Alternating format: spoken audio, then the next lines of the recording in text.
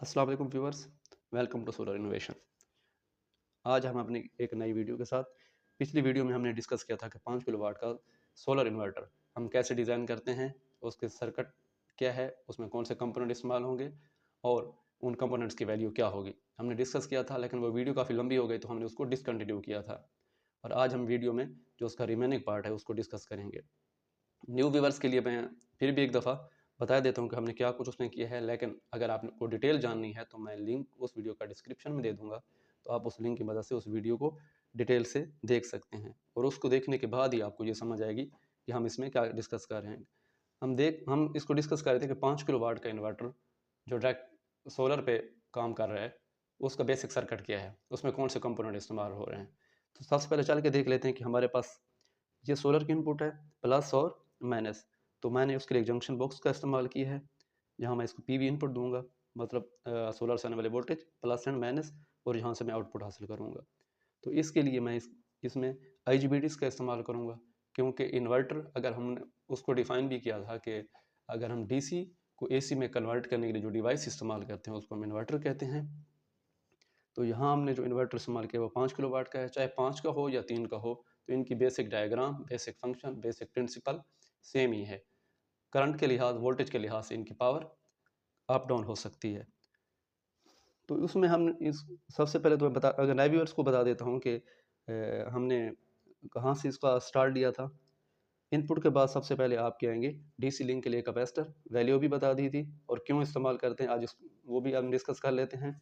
उसके बाद हम इसमें 4 IGBTs का हमने इस्तेमाल किया है, इंडक्टर कोयल, ऑप्टो कपलर, SG3525 IC का नाम बता रहा हूँ, जो एक एज ए आइसोलेटर सर्किट काम करेगी। एक पावर सप्लाई का इस्तेमाल किया हुआ है, ऑप्टो कपलर फीडबैक के लिए इस्तेमाल किया हुआ है। जब हम इसको इनपुट देते हैं सबसे पहले वो कैपेसिटर में जाएगी। ये कैपेसिटर DC लिंक के कैपेसिटर इनको हम कहते हैं। ये आपकी जो PV इनपुट है उसको स्मूथ करने के लिए, उसमें अगर कोई थोड़े बहुत फ्लक्चुएशन है उसको मिनिमाइज करने के लिए और एनर्जी को स्टोर करने के लिए हम हैवी कैपेसिटर इस्तेमाल करते हैं।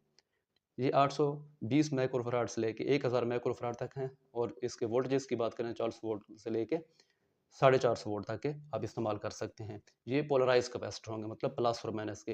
यहाँ मैंने सीरीज में 2 कनेक्ट अप करके उनको पैरेलल में कनेक्ट अप किया हुआ है। आगे बात करते हैं IGBTs की। 4 IGBTs इस्तेमाल करेंगे H ब्रिज की सूरत में। H ब्रिज की सूरत में हम इस्तेमाल करेंगे, H ब्रिज के बारे में आपको आगे चल के बता देता हूँ। अब IGBTs एक ट्रांजिस्टर की किस्म है। हम स्विचिंग करा के, DC की स्विचिंग करा के इसको AC पल्सेस में AC में चेंज कर सकते हैं। यहाँ जो मैंने ट्रांजिस्टर की इस टाइप इस्तेमाल की है उनको IGBT कहते हैं, insulated gear bipolar transistor. Q1, Q2, Q3 and Q4। एक टाइम पे Q1 और Q2 ऑपरेट होगा, जबकि दूसरे टाइम पे Q2 और Q3 एक सीक्वेंस से ऑन ऑफ होंगे, और इसके ऑन ऑफ होने से इनकी एक स्पेसिफाइड फ्रीक्वेंसी पे स्विचिंग कराने से DC को हम AC में कन्वर्ट करते हैं। अब इन कौन डिसाइड करेगा कि कितने टाइम बाद कैसे स्विचिंग करानी है, तो उसके लिए कंट्रोल सर्किट का हम इस्तेमाल कर रहे हैं। इस कंट्रोल सर्किट में सबसे पहले हम उस IC का जिक्र करेंगे जो इन IGBTs को ऑपरेट कराता है, कंट्रोल कराता है गिवन फ्रीक्वेंसी पे। अगर हमारे सिस्टम की फ्रीक्वेंसी 50 हर्ट्ज है तो इन IGBTs की जो स्विचिंग होगी इस IC के थ्रू होगी। इस IC का नाम मैं आपको बता देता हूँ कि SG3525 पल्स विड्थ मॉड्यूलेशन के लिए हम इसको इस्तेमाल करेंगे। इससे हम मुख्तलिफ फ्रीक्वेंसी, मतलब एक ऑसिलेटर है जो मुख्तलिफ फ्रीक्वेंसीज की पल्सेस पैदा करेगा, और वो पल्सेस आपके इन IGBTs को ऑपरेट करेंगी, और जो स्मूथ DC होगी उसमें पल्सेस पैदा करके हम DC को AC में कन्वर्ट करेंगे। तो यही मेथड इस्तेमाल होता है, चाहे वो विदाउट बैटरी का इन्वर्टर हो, चाहे बैटरी का इन्वर्टर हो, या कोई भी इन्वर्टर हो, तो उसका बेसिक प्रिंसिपल यही होता है। कंपोनेंट के इंट्रोडक्शन के बाद एक दफ़ा देख लेते हैं कि हमारा सर्किट काम किस तरह कर रहा है। यहाँ पे हम इनपुट देंगे सोलर की, प्लस और माइनस, और आपको बॉक्स पे वैसे कनेक्शन DB नज़र आएगी। यहाँ हम प्लस और माइनस प्रोवाइड करेंगे। यहाँ वैसे मैंने एक बार पे दिखा दिया कि ये प्लस और माइनस है, और यहाँ से आउटपुट हमें हासिल होगी। सबसे पहले ये जो IGBTs हैं इनके ऊपर हमने DC प्रोवाइड कर दी।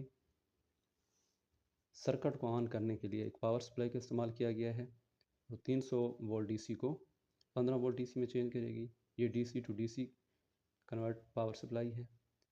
एक रेगुलेटर का इस्तेमाल करेंगे। इस रेगुलेटर के बाद ये हम रेगुलेटर इसलिए इस्तेमाल करते हैं कि आगे ICs और हमारा इलेक्ट्रॉनिक सर्किट है, ताकि किसी भी फ्लक्चुएशन की सूरत में ये हमारी इसकी जो ऑपरेटिंग पावर सप्लाई है उसको स्मूथ रखे।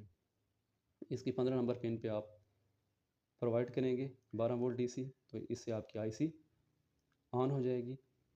अब यहाँ से 11 नंबर और 14 नंबर से वो आउटपुट आइसोलेशंस जो मुख्तलिफ फ्रिक्वेंसीज़ में होंगी, मतलब हम 50 हर्ट्ज़ तक रखेंगे, जो हमारे IGBTs की स्विचिंग कराएंगी। इन IGBTs की स्विचिंग करवाकर हम DC को AC में चेंज करेंगे।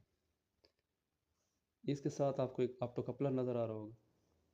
ये जो हमारी आउटपुट है, जहाँ से हम आउटपुट लेंगे, इस आउटपुट से ही इस ऑप्टो कपलर को ऑपरेट कराएगा।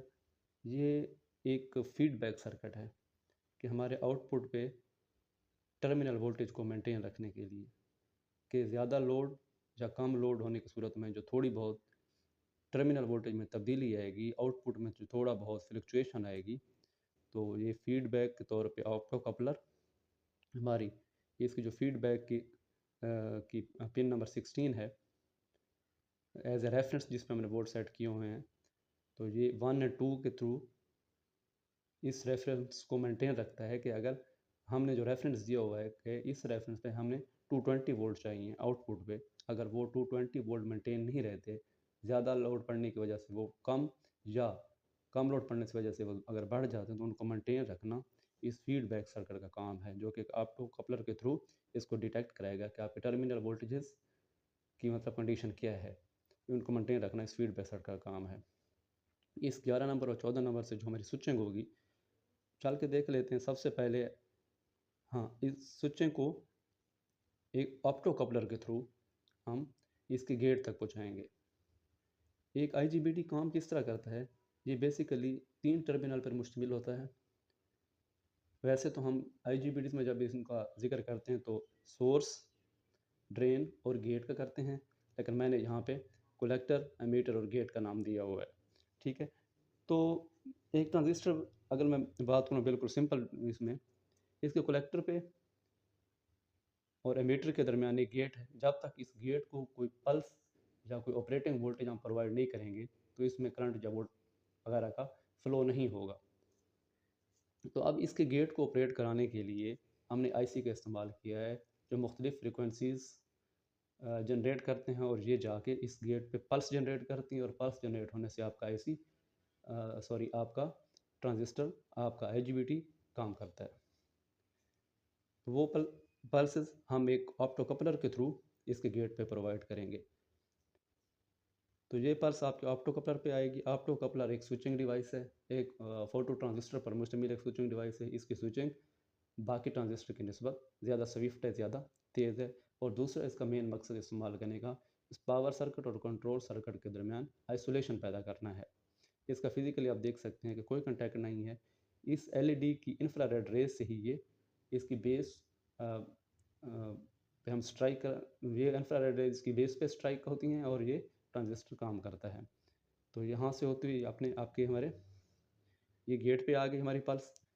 जो ही ये गेट को आप पे ट्रिगर करेगी, तो आपका IGBT सैचुरेशन में चला जाएगा और ऑपरेट होगा। एट द सेम टाइम आप देख सकते हैं कि Q1 और Q4 आपके ऑपरेट होंगे। अच्छा, ये तो इसको ऑपरेटिंग वोल्टेज हो गए जहाँ 15 वोल्ट है। IGBT के बारे में बताता जाऊँ कि हमारे मॉसफेट वगैरह 5 वोल्ट से कम पे ऑपरेट हो जाते हैं, लेकिन हमारा जो IGBT है वो 5 वोल्ट से कम पे इस्तेमाल नहीं होता। तो IC से आने वाला जो सिग्नल है वो काफ़ी वीक सिग्नल है, जो कि इसके बेस या इसके गेट को ऑपरेट नहीं करवा सकता, क्योंकि IGBT के में हम 5 वोल्ट का मतलब IGBT के सेचुरेशन के जो वोल्टेज हैं वो कम से कम 5 हों। ये 5 वोल्ट के बाद अपने सेचुरेशन रीजन में जाता है, जबकि मॉसफेट 0.7 0.3 वोल्ट पे ही ऑपरेट हो जाता है। तो इसके DC पावर सप्लाई से 15 वोल्ट DC हम इसके कलेक्टर पे रखेंगे। जो ये सैचुरेशन मोड में जाएगा तो इसके एमीटर से ही हमारी गेट पे वोल्टेज जाएंगे और हमारा मेन IGBT सैचुरेशन मोड में जाएगा।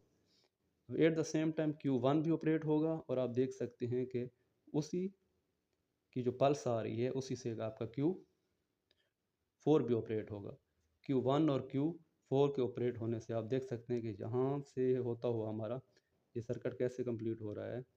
करंट की डायरेक्शन कुछ ये होगी।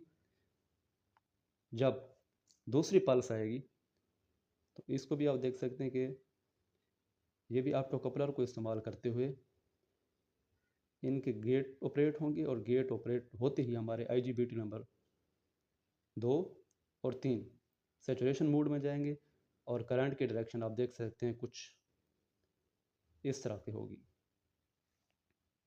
तो ये लोड के थ्रू दोबारा आपका पाथ कंप्लीट होगा। तो इन IGBTs की इस तरतीब से स्विचिंग करा के ये जो हमारी DC है वो AC में तब्दील होती है। ये एक IGBT का फंक्शन है। हम इसमें MOSFET भी इस्तेमाल करते हैं, लेकिन हाई पावर और हाई करंट और बड़े इन्वर्टर में MOSFET की जगह एडवांस IGBT का इस्तेमाल किया जाता है। आप देख सकते हैं कि ये लो स्टेज और हाई स्टेज दो H ब्रिज की सूरत में हमने इन IGBTs का इस्तेमाल किया है। अब इन दो IGBTs के आउटपुट पे आपको फेज़ नज़र आएगा, ये आप देख सकते हैं, और इन दो IGBTs की जो आउटपुट है उसमें हमें न्यूट्रल नज़र आएगा। इसके आउटपुट पे एक हमने नॉन पोलराइज कैपेसिटर का इस्तेमाल किया है और एक इंडक्टर का इस्तेमाल किया है।